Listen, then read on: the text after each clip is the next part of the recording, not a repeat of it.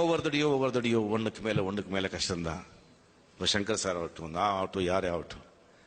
சரி வந்து ஒரு 4-5 பேர் இருந்தாங்க, ஒரு ரூம் வாங்கியிருந்தாங்க. அந்த 60வது மாடியில் அந்த ரூம் இருந்தது. அதுக்கு மேலே போனோம். கரண்ட் கிடையாது, ஜென்ரேட்டர் கிடையாது, லிஃப்ட் கிடையாது, நடந்தே போனோம்.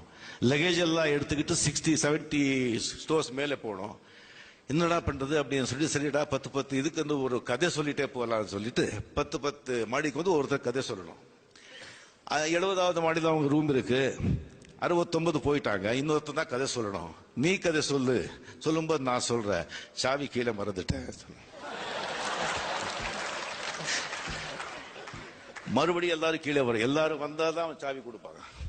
மறுபடியும் எல்லாரும் கீழே வரணும். அந்த மாதிரி எந்த உச்சிக்கு நம்ம போனா கூட வாழ்க்கையில வந்து நம்ம சாதனை செய்யணும் சொன்னா கீழே இறங்கிதான் வரணும். மறுபடியும் போகணும். உச்சியில போயிட்டோம், உச்சிலே இருந்தோம் சொன்னா, உச்சிலேயே நம்ம இருக்கோம் சொன்னா காணாம போயிடுவோம். சாதனை பண்ணதுக்கு கீழே வரணும். வாழ்க்கையும் அப்படிதான். பல கல்யாணம் பண்ண சந்தோஷம் ஆயிடுச்சு. 60 வருஷம் பையன் சொன்னா, பையன் கல்யாணம் பண்றதுக்கும் கீழே இறங்கி வரணும். பொண்ணை கல்யாணம் பண்றதுக்கும் கீழே இறங்கி வரணும். நிம்மதி சந்தோஷம் சொன்னா நிம்மதி டக்குன்னு போயிடும். மறுபடியும் சந்தோஷத்துக்கு கீழே இறங்கி வரணும்.